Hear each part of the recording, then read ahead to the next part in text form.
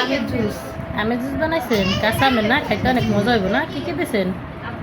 পুদিনা পাতা, আম, চিনি, বিট লবণ, বোম্বাই মরিচ।